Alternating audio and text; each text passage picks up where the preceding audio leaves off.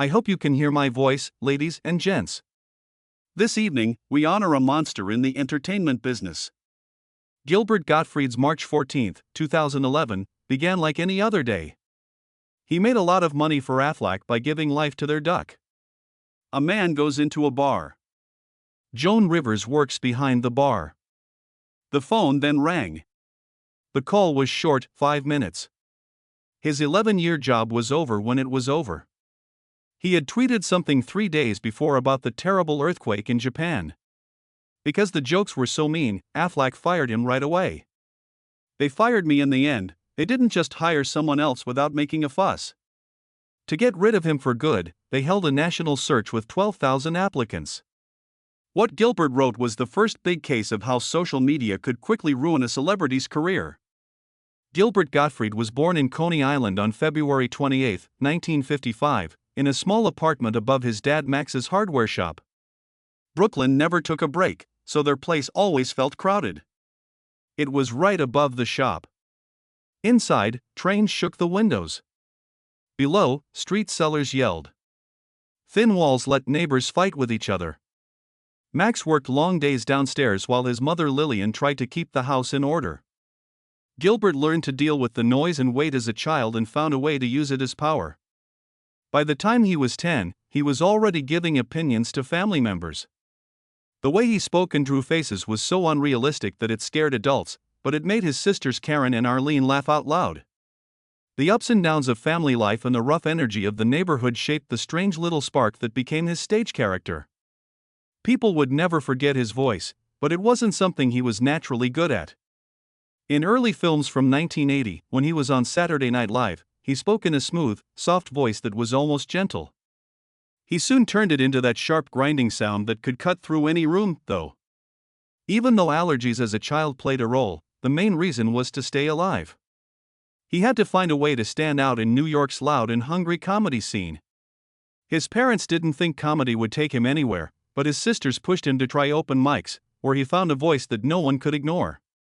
People found it irritating and sometimes overwhelming, but it was easy to forget, which was exactly what he wanted. He went to the very end of his first open mic when he was 15.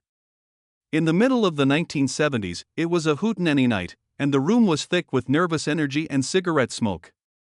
In the crowd, his sisters watched as he dressed up as Boris Karloff and Humphrey Bogart and made rough jokes about everyday life.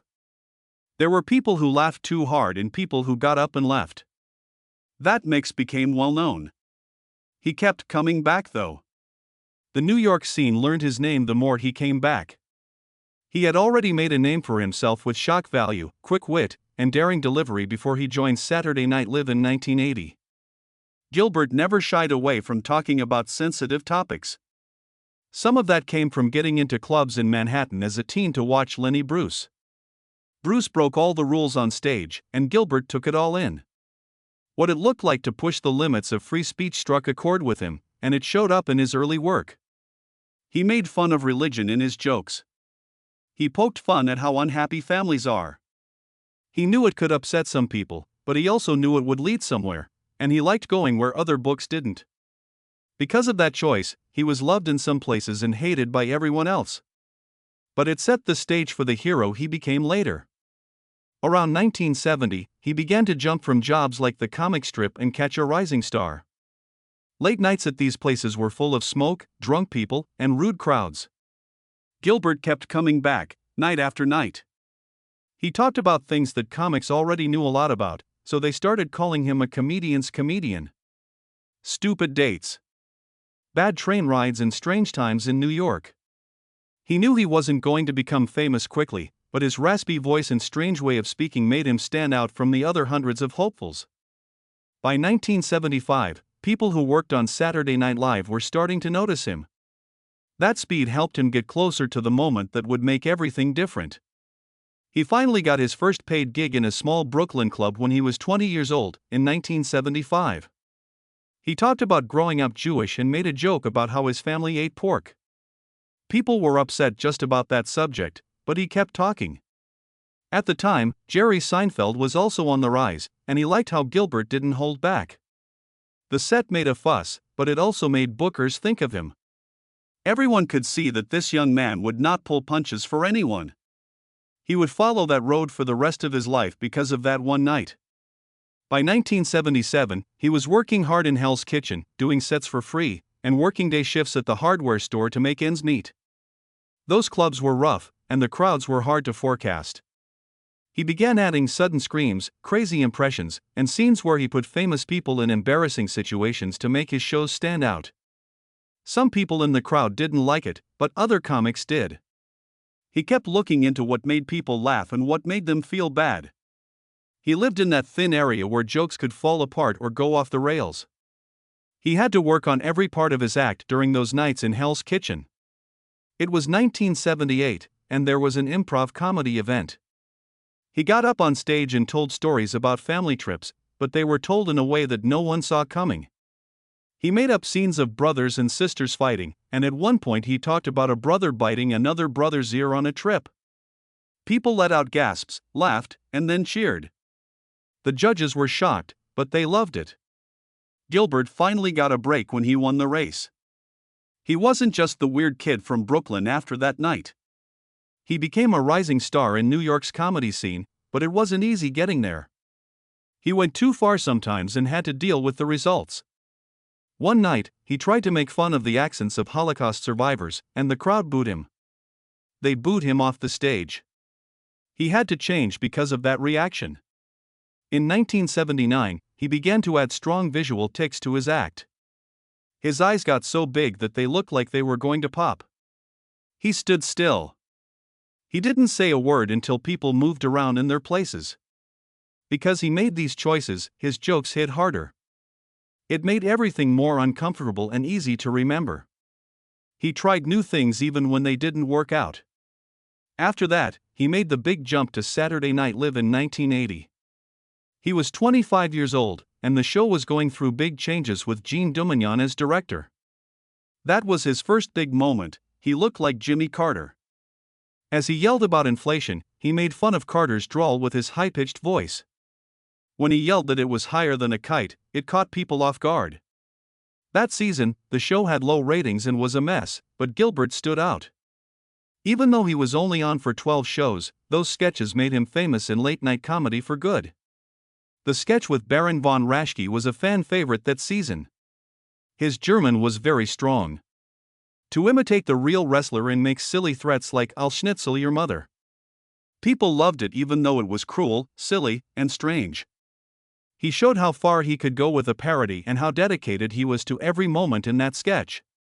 He took every line to a scary but still funny place. Then, in 1981, there was the airplane food dog sketch. It was a cold opening, and he went off script and talked about vomit in such graphic detail that network monitors went crazy. They rushed to cut out the worst parts. His story goes on about that time, which helped him get fired from SNL. People said he shocked even NBC, which was used to seeing crazy people act out. He was ready to risk everything for a joke in that sketch. In 1982, he went on The Tonight Show and did a routine about incidents involving famous people. Making fun of Elizabeth Taylor and her many marriages was his thing.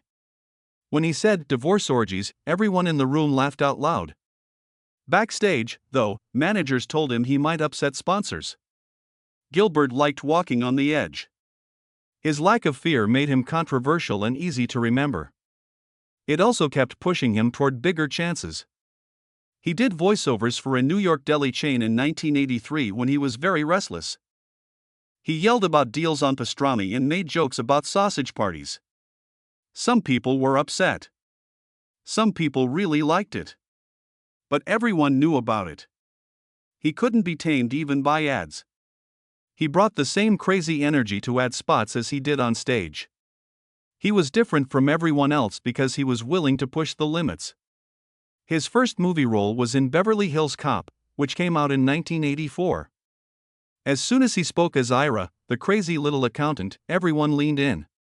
He said things like, "I'm not a crook. I'm just not good at math." The way he screamed them made the whole scene lean toward him. It was only meant to be a small part. Still, it changed how people saw him in the end. He knew how to twist a calm moment so that everyone laughed, was confused, or both. That movie really got him into Hollywood and showed that no one else could copy his voice, timing, or chaos. In 1985, he did a stand-up special on HBO that was more like a crazy fight at the dinner table than a comedy show. He began with a simple story about matzo balls and turned it into a screaming match with sounds of people choking and made-up food flying everywhere. People couldn't decide whether to laugh or look away, and that was the point. Some people said he was brave, and that special was talked about for years because it showed how he could take a regular event and make it crazy while still keeping everyone interested. In 1986, he played the hero, which made even more noise. He played a shady agent whose speech about Hollywood casting couches was so revealing that parts of it were cut out before the movie came out. People could still tell he was breaking the rules even after the cuts. Comics talked about it in whispers. Fans looked for the original scene, and his name kept coming up because he liked the attention that came with being controversial. In 1987, he was on tour with Dirty Jokes Unlimited, which packed places like the Beacon Theater and made people leave in the same breath. From sexually transmitted diseases, STDs, to things most comics wouldn't touch, his acts went from one to the other. He told a joke about STDs one night that was so rude that half of the crowd got up and left, but the rest of them stayed and cheered. He loved it when people did that. His shows were exciting, scary, and full of life. A lot of people kept coming because they didn't know what he would say next. He got a job on Late Night with David Letterman in 1988. All of a sudden, he was acting like an animal in a pet shop. A parrot saying rude things at people. A guinea pig being upset about its cage. It felt like every moment was made up on the spot. It looked like he was learning the bit as he did it. Because there wasn't an internet yet, clips were sent all over the country on copied VHS tapes. It was clear from that look that he could be funny anywhere. He was on TV even though there were animals in the room who didn't seem to care. The story changed again in 1992. When Gilbert went to Disney to try out for the role of Aladdin, something strange happened. He looked at the Iago script and began making up lines about losing feathers instead of heads. For a second, the whole room was still. "Jafar will be glad to see you, boy." No one meant for Iago to sound that way, but Gilbert's voice changed the character right away. He took his audition tape, animated a rough sketch of Iago walking around, and then synced his voice to the drawing. At that moment, they knew that this bird had to be made around them, not the other way around. Even though Joe Pesci and Danny DeVito also tried out, Gilbert was the one who really got people excited. He worked even harder when the recording session began. He did more than 100 takes of the treason scene. He changed it every time by adding a new joke or a strange twist.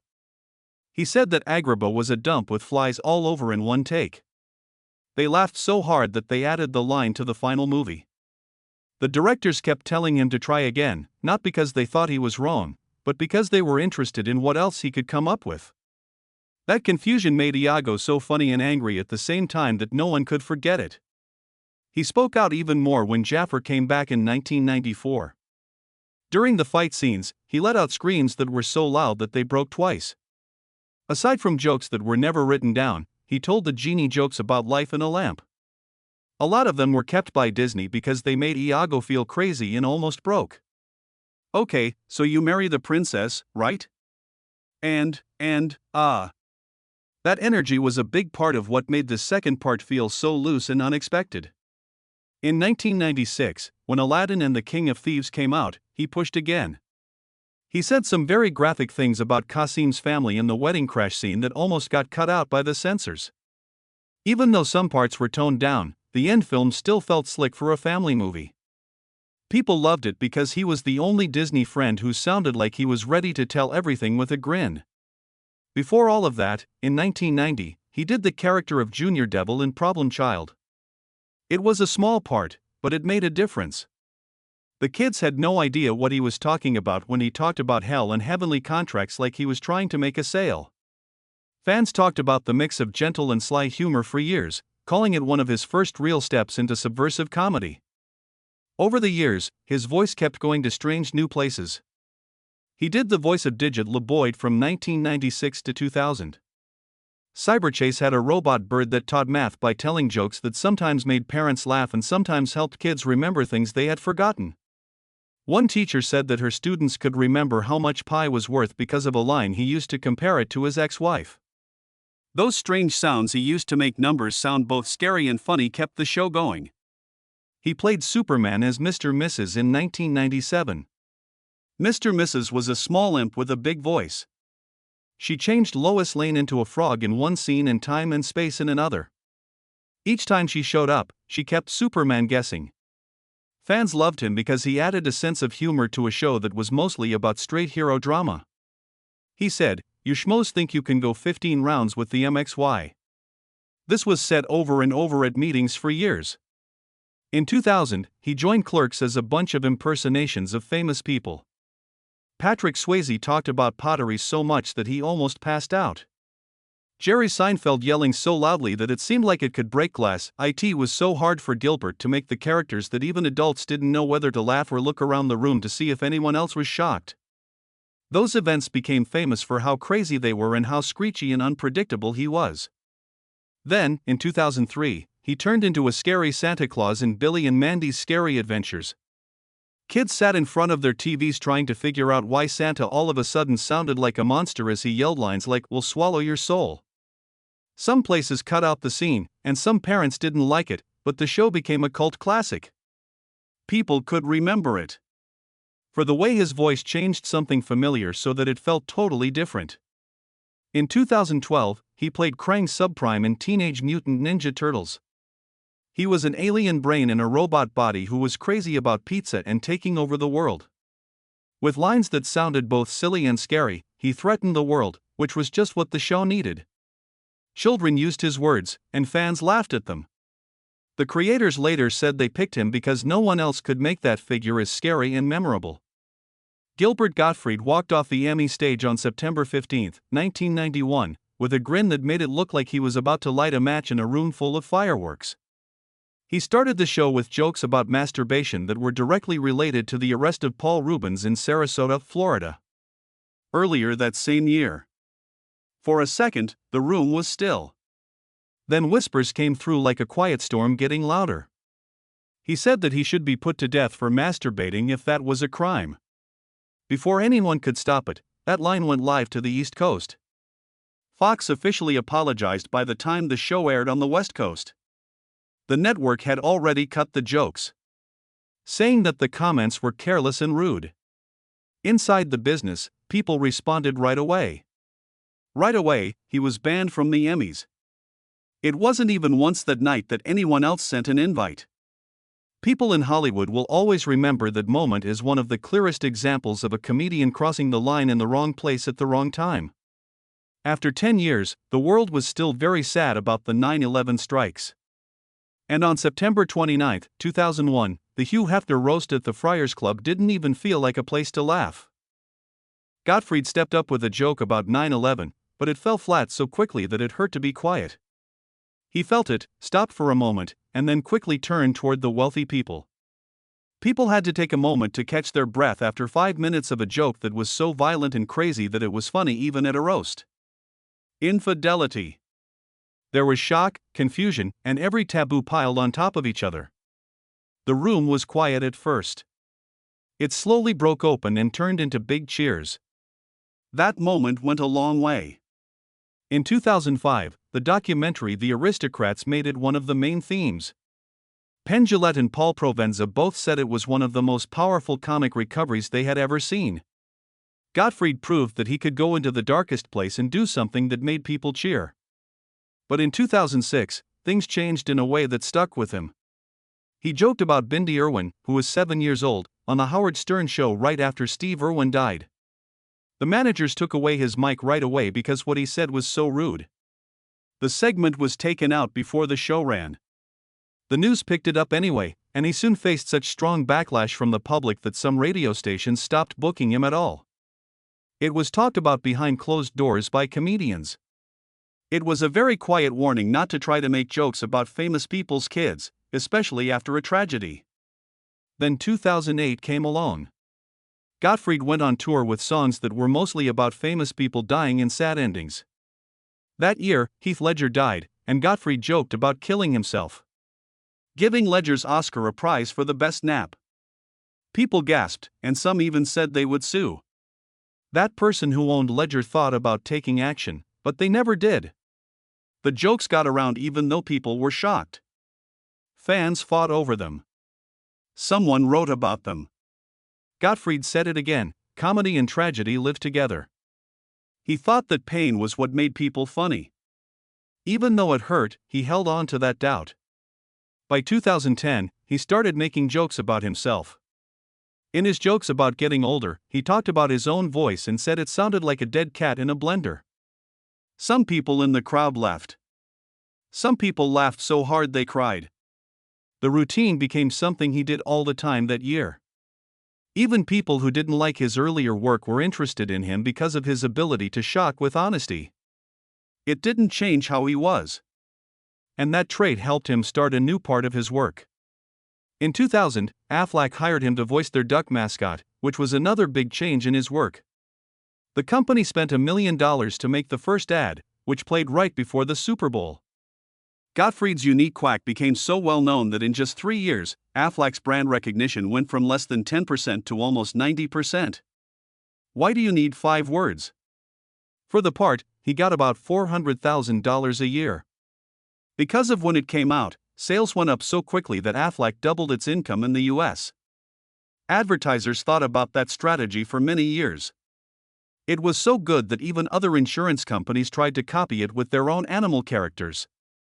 Things were different with the duck by 2003. Gottfried made up lines that pushed the character to the edge of what was possible. Some ads even put the duck in fires or car accidents and had him yell things like Aflac or Flambe. That year, sales went up 15%.